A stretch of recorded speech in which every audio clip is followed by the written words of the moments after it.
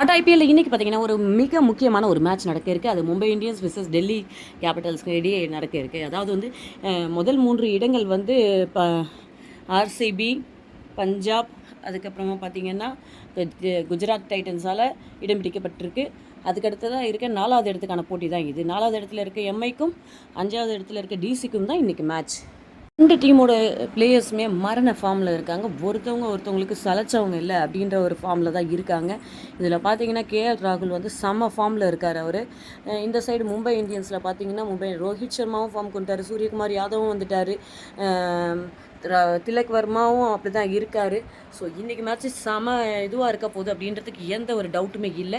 ஏன்னா இன்றைக்கி மேட்ச்சில் வின் பண்ணால் மும்பை வந்து அவங்களுடைய 4வது இடத்தை தக்க வச்சுப்பாங்க 16 புள்ளியோட. டிசி வின் பண்ணால் 15 புள்ளியோட அவங்களும் 4வது இடத்துக்கு போயிடுவாங்க. ஸோ இது ஒரு கடுமையான போட்டியாக தான் இருக்க போகுது. ஸோ பரபரப்புக்கு பஞ்சம் இல்லாமல் இருக்க போகுது இந்த மேட்ச். இந்த மாதிரி அப்டேட்ஸ் உங்களுக்கு பிடிச்சிருந்தால் லைக் பண்ணி சப்ஸ்கிரைப் பண்ணுங்கள். தேங்க்யூ.